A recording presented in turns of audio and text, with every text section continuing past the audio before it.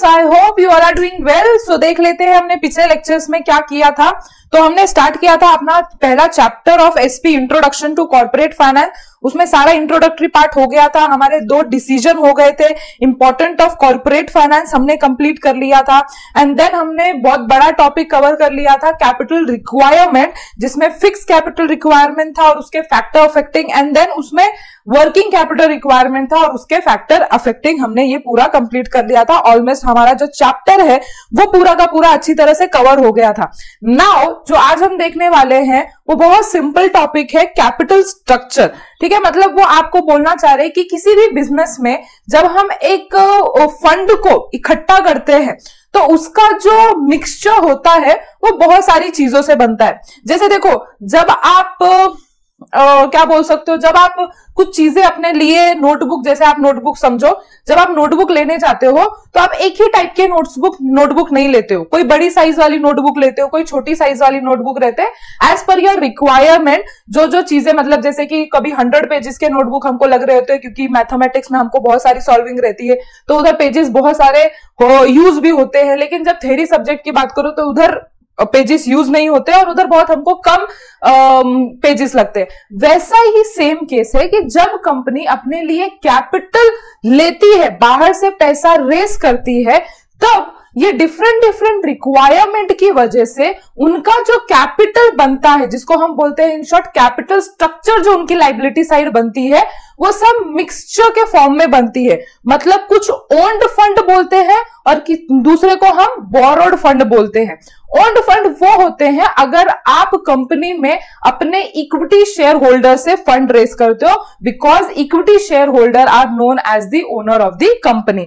अगर आप वही बैंक लोन लेते हो, अगर आप डिबेंचर्स रेस करते हो, पब्लिक डिपॉजिट से रेस करते हो, तो ये सारे हमको मतलब वो लेंडर्स रहते हैं और हम ये बोरो कर रहे होते हैं। एज गुड एज ये एक उधारी मानी जाती है। हमको इधर कंपल्शन जरूर होता है रीपेमेंट का, but on the other hand जब हम ओन्ड फंड लेते हैं तो उधर हमको कंपल्शन नहीं रहता है रीपेमेंट का।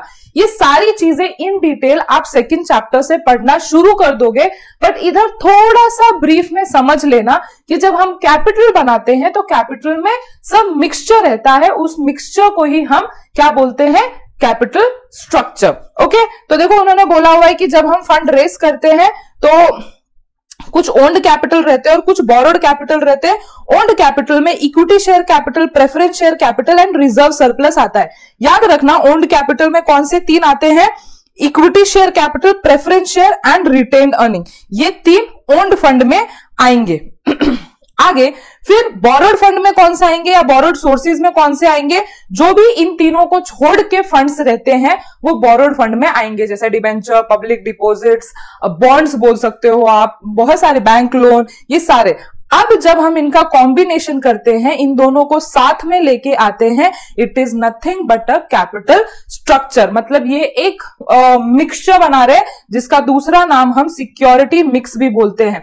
सिक्योरिटी मतलब any kind of financial instrument, जो ऊपर हमने पढ़ा उसको हम सिक्योरिटीज बोलते हैं इन कॉमन सेंस। देखो उन्होंने क्या बोला है, capital structure means mix up of various sources of fund in a desired portion. मतलब कि हमको कुछ कैपिटल, जैसे जहां पे जैसे इक्विटी शेयर्स में कैसा होता है, हम क्यों रेस करते हैं, बिकॉज उधर कंपनी के लिए रिस्क बहुत कम होता है। बट हम डिबेंचर्स क्यों रेस करते हैं, बिकॉज उधर हमको ओनरशिप नहीं देनी पड़ती है, बट रिस्क बहुत ज्यादा होता है। तो ऐसी ही चीज एनालिसिस करके उसके प्लस एंड माइनस जुटा के कि हम किधर सेफ रहेंगे, क्या हम अपना ओनरशिप शेयर करने के लिए तैयार हैं या क्या हम ज्यादा रिस्क बेयर करने के लिए तैयार है। तो कंपनी के अलग अलग कंपनी, नेचर ऑफ कंपनी या साइज ऑफ कंपनी पे ये भी वेरी करता है। तो उसके ही बेसिस पे ये जो कैपिटल स्ट्रक्चर है वो हर एक कंपनी का या हर एक कॉर्पोरेट ऑर्गेनाइजेशन का अलग अलग बन के आता है।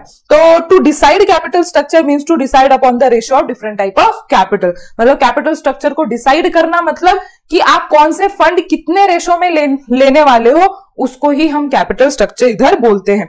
तो इधर 2 ऑथर के हिसाब से इधर कैपिटल स्ट्रक्चर दिया हुआ है। आरएस वेसल के हिसाब से पढ़ेंगे हम, the long term source of fund employed in the business enterprise. अगर आप किसी भी बिजनेस का बैलेंस शीट बनाओगे तो बैलेंस शीट में आप इधर लाइबिलिटीज देखते हो और लाइबिलिटीज में सबसे पहला इधर जो आप देखते हो उसमें इक्विटी शेयर्स, डिबेंचर्स ये सब आते हैं। तो उन्होंने नथिंग बट कैपिटल स्ट्रक्चर को सिंपली बोला हुआ है। हमारे लिए कैपिटल स्ट्रक्चर कुछ भी नहीं, जो आपने लॉन्ग टर्म फंड लिए हुए हैं उसी को हम कैपिटल स्ट्रक्चर बोल रहे हैं। मतलब ये जो भी लाइबिलिटी साइड आपका अपर साइड में आ रहा है, मतलब क्योंकि फिक्स, जैसे ना क्या फिक्स एसेट आप ऊपर लिखते हो, करंट एसेट आप नीचे लिखते हो, वैसे ही आप लॉन्ग टर्म लोन्स जो रहते हैं वो आप ऊपर लिखोगे और जो करंट लाइबिलिटीज रहते हैं वो नीचे लिखते हो। तो उन्होंने बोला है जो लॉन्ग टर्म फंड्स है जो एंटरप्राइज ने लिया हुआ है उसी को हम क्या बोलते हैं, कैपिटल स्ट्रक्चर। ओके, और जॉन हेम्पटन के हिसाब से क्या है, a firm capital structure is a relation between debt and equity security that makes up a firm financing of its asset. अब ये हम लॉन्ग टर्म जो लोन लेते हैं, लॉन्ग टर्म फंड जो हम रेस करते हैं वो किस लिए लेते हैं, लॉन्ग टर्म फंड्स इसलिए लिया जाता है टू फंड फिक्स असेट, जो हमारे लॉन्ग टर्म असेट होते हैं उसको फंडिंग प्रोवाइड करने के लिए हमको लॉन्ग टर्म फंड लेना पड़ता है। तो उन्होंने सिंपल भाषा में बोला हुआ है कि आप जब भी डेट एंड इक्विटी जो मार्केट से रेस करते हो उसका मिक्सचर बनाते हो, किसके लिए, टू फाइनेंस इस असेट, उसको हम कैपिटल स्ट्रक्चर बोलते हैं। आई होप आपको इतना समझ में आ रहा होगा, इतना डिफिकल्ट नहीं है पहला चैप्टर। अगर आप आगे के चैप्टर धीरे धीरे पढ़ लेते हो तो ये वाला चैप्टर आपको बहुत इजी लगने लग जाएगा। अभी थोड़ा सा आप नए हो, इक्विटी शेयर्स, डिबेंचर ये बहुत नया नया आ रहा है तो लग रहा होगा थोड़ा। अभी देखो इधर हम शॉर्ट में पढ़ने वाले कि इक्विटी शेयर कैपिटल क्या होता है, प्रेफरेंस शेयर कैपिटल क्या होता है। Now equity share capital it is a basic source of financing activity. Equity share are the share which get dividend and repayment of capital after paid to preference shares. अभी के लिए याद रखो simple कि equity share capital वो fund रहते हैं, वो कैपिटल रहता है जिसको सबसे लास्ट में प्रायोरिटी मिलती है जब भी रिपेमेंट ऑफ कैपिटल की बात हो या रिपेमेंट ऑफ रिटर्न की बात हो। मतलब लाइन में सबसे लास्ट में खड़े रहेंगे। सबसे पहले हम सारे लेंडर्स को इंटरेस्ट दे देंगे, है ना, जिनसे हमने बोरो किया है, फिर हम प्रेफरेंस शेयर्स को देंगे, फिर हम कंपनी के सेविंग्स के बारे में सोचेंगे एंड देन कुछ बचता है तो हम इक्विटी शेयर होल्डर्स को देते हैं। तो इसीलिए उन्होंने बोला है कि ये ऐसे लोग होते हैं जो कंपनी के अल्टीमेट रिस्क बेयर करते हैं। मतलब कि लॉस हुआ तो मतलब इनका लॉस फिक्स है और प्रॉफिट हुआ तो इनको दे भी सकते नहीं भी दे सकते। तो ये मतलब कि और मोस्टली क्यों लोग इक्विटी शेयर में इन्वेस्ट करते हैं, क्योंकि इधर प्रॉफिट हुआ तो भी बहुत ज्यादा चांसेस होते हैं, क्योंकि जहां पे रिस्क है वहां पे वहां पे रिस्क नहीं है। हाँ, हमने पढ़ा है, वो देखा है हमने सीरीज, पर जहां पे रिस्क होता है वहां पे प्रॉफिट भी ज्यादा होने के चांसेस है। तो इनके पास जो डिविडेंड का राइट रहता है वो फ्लक्चुएटिंग डिविडेंड राइट रहता है। मतलब उनको डिविडेंड मिल भी सकता है और नहीं भी मिल सकता है, किसी भी रेट पे मिल सकता है। कभी मन आया तो कंपनी इनको 10% पे दे रही है, कभी मन आया तो कंपनी इनको 1% पे भी डिविडेंड देती है, और कभी मन आया तो कंपनी इनको 100% पे भी डिविडेंड देती है। मतलब खुशहाली आई तो बहुत भी आ सकती है और उल्टा हुआ तो बहुत भी हो सकता है। तो ये एक इनका फीचर बोल सकते हो आप, ये अटैच है। Now preference share capital same owner ही रहते हैं। एक्चुअली ये को ओनर माने जाते हैं कंपनी के।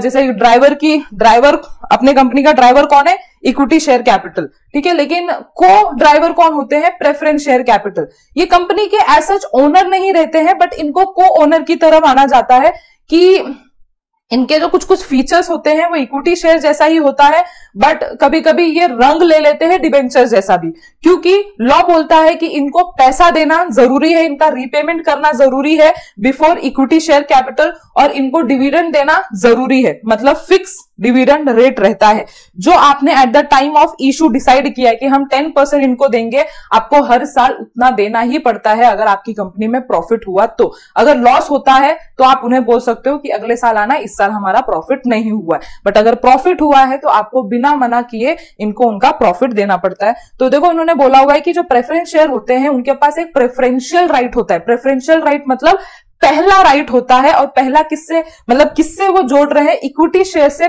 पहला राइट किसका बनेगा, रिपेमेंट ऑफ कैपिटल, या आप रिपेमेंट ऑफ रिटर्न की बात करोगे तो प्रेफरेंस शेयर होल्डर्स का बनता है। सो यही सारी चीजें हैं। लास्ट में जो इंपॉर्टेंट चीज है कि इनका डिविडेंड रेट जो रहता है वो फिक्स रेट पे रहता है। आई होप आपको ये दोनों जो शेयर होल्डर्स है या शेयर कैपिटल है ये आपको अच्छी तरह से समझ गया हो।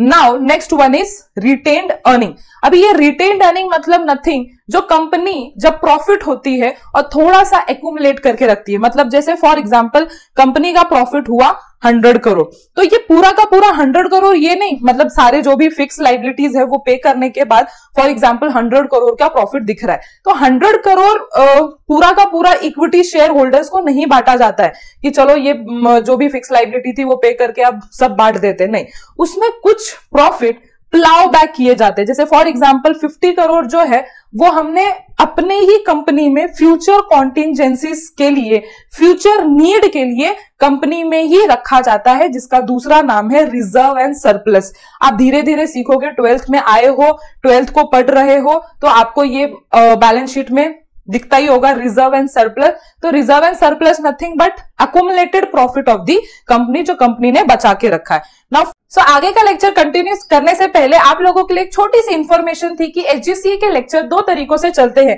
एक जैसा आप मुझे अभी देख रहे हो यूट्यूब पे, और दूसरा जो भी बहुत मस्त तरीका है कि आप हमारे साथ प्रीमियम ऑनलाइन बैचेस के थ्रू जुड़ते हो, जहां पे आपको ये दिए गए टीचर्स आपको बहुत ही एनर्जेटिक तरीकों से बहुत ही क्वालिटी एजुकेशन देने का ट्राई करते हैं। और इधर जो लेक्चर्स होते हैं वो डेली लाइव लेक्चर्स होते हैं, जीमीट पे लिए जाते हैं, एकदम फेस टू फेस की तरह फीलिंग आती है। और अगर बाई चांस आपका कोई लेक्चर मिस भी हो जाता है तो आपका बैकअप फैसिलिटी हमारे खुद के एप्लीकेशन पे दिया जाता है। तो ये सारे प्रीमियम बैच के कुछ एडिशनल बेनिफिट्स हैं जो स्क्रीन पे देख रहे हो, और एचजीसीए आपको ये सारे कोर्सेज प्रोवाइड करता है। अगर आप में से कोई इंटरेस्टेड है तो आप हमें इस दिए गए नंबर पे कॉल या व्हाट्सएप मैसेज कर सकते हो। सो कंटिन्यू करते हैं आज का lecture. Now fourth one is borrowed capital. Borrowed capital जो कंपनी ने मांग के लिया है, ये कंपनी के ओनर का नहीं है, कंपनी के क्रेडिटर्स का फंड है जो ये यूज कर रहे हैं और इनको पे बैक करना पड़ेगा। तो सबसे पहला डिबेंचर, याद रखना डिबेंचर इशू करना सिर्फ कंपनी को अलाउड है। अदर देन कंपनी कोई भी फॉर्म ऑफ ऑर्गेनाइजेशन, चाहे वो जॉइंट हिंदू फैमिली बिजनेस हो, सोल प्रोप्राइटर हो, पार्टनरशिप हो, कोऑपरेटिव सोसाइटी हो, किसी को अलाउड नहीं है unless until you are a company it is allowed. ठीक है, तो डिबेंचर क्या है? तो डिबेंचर जस्ट लाइक एक बैंक लोन रहता है, जस्ट उसकी तरह ही रहता है, बट बैंक लोन क्या रहता है? बैंक से मांगी हुई उधारी। डिबेंचर्स क्या रहता है? डिबेंचर होल्डर से मांगी हुई उधारी। अभी डिबेंचर होल्डर जो है वो जो इंडिविजुअल है वो या तो फाइनेंशियल इंस्टीट्यूट भी हो सकता है, बैंक भी हो सकता है, एक नॉर्मल इंडिविजुअल भी हो सकता है, आप और मैं भी हो सकते हैं। अगर हम कंपनी को लोन देना चाहे, बैंक लोन में कैसा है सिर्फ बैंक ही लोन दे सकती है, तो वैसा है एक तरीका है जहां पे कंपनी बहुत सारा पैसा in the form of debenture raise कर सकती है। और इधर जो है उनको सेम एज बैंक लोन, उनको एग्रीड इंटरेस्ट रेट पे पैसा, मतलब इंटरेस्ट पे करना रहता है, क्योंकि वो क्रेडिटर के फंड यूज कर रहे हैं। तो क्रेडिटर के फंड यूज करने के लिए उनको सम टाइप ऑफ रिटर्न तो देना पड़ेगा। जैसे आपने देखा होगा आपके मम्मी पापा ने अगर कोई लोन लिया है बैंक से, तो लोन लेने के बदले हमको टाइम टू टाइम क्या पे करना पड़ता है? इंटरेस्ट पे करना पड़ता है, और एट लास्ट में हमको उनका रीपेमेंट या ईएमआई के थ्रू हमको प्रिंसिपल प्लस इंटरेस्ट पे करना पड़ता है। तो उसी की तरह रहता है। नेक्स्ट इज टर्म लोन ही।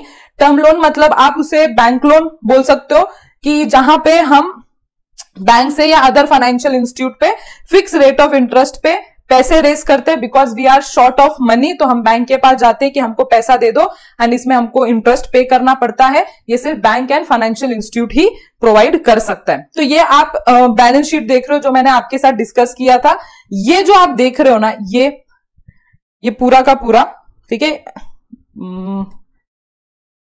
इधर, ठीक है, इधर तक ये है अपना कैपिटल स्ट्रक्चर। ठीक है, मतलब 1 लाख का उन्होंने इक्विटी शेयर रेस किया, 5 लाख का उन्होंने preference share, reserve and surplus 50,000 and debentures is 1 lakh. तो मतलब कि अगर आप इधर उन्होंने दिया हुआ है कैलकुलेशन कि कैपिटल स्ट्रक्चर क्या कितना है इनका, तो ये पूरा टोटल जो उनका लॉन्ग टर्म जो कैपिटल स्ट्रक्चर है, मतलब लॉन्ग टर्म फंड है, तो लॉन्ग टर्म फंड कौन से है ये सारी चीजें, तो उनका कैपिटल स्ट्रक्चर कितना निकल के आता है? 7,50,000, जो कि मैंने आपको ऊपर बताया था कि बैलेंस शीट में जो भी हमारा लाइबिलिटी साइड जो भी लॉन्ग टर्म फंड होते हैं उसको हम कैपिटल स्ट्रक्चर बोलते हैं। Last is distinguish between and fix capital और वर्किंग कैपिटल का आपको डिस्टिंग्विश बिटवीन दिया हुआ है। आई डोंट थिंक सो इसमें आपको प्रॉब्लम आएगी, मैं यूजुअली जो डिस्टिंग्विश बिटवीन है वो मैं सेल्फ रीडिंग के लिए देती हूं, ताकि आप लोग ये पूरी चैप्टर जो है उसका एनालिसिस करके आप डिस्टिंग्विश बिटवीन खुद से सम अप करो। तो आई होप आप ये सब कर पाओगे, क्योंकि जो पूरा चैप्टर है वो मैंने बहुत अच्छी तरह से आपको समझा दिया है। तो आई होप आपको ये पूरा चैप्टर अच्छा लगा हो। मिलते हैं नेक्स्ट लेक्चर में। Bye bye. अगर आपको ये वीडियो पसंद आया हो तो जरूर लाइक करना, कंटिन्यूस नोटिफिकेशन के लिए सब्सक्राइब कर लेना इस चैनल को, और मैक्सिमम फ्रेंड्स को शेयर करना। और अगर आपको कुछ बातें अच्छी लगी हो, कुछ बातें आपको सजेस्ट करनी हो, तो जरूर कमेंट करना। ये हमारे कुछ सोशल मीडिया अकाउंट्स है जहां पे आप हमारे साथ और जुड़ सकते हो, सो जरूर फॉलो करना। So bye bye, see you in next lecture.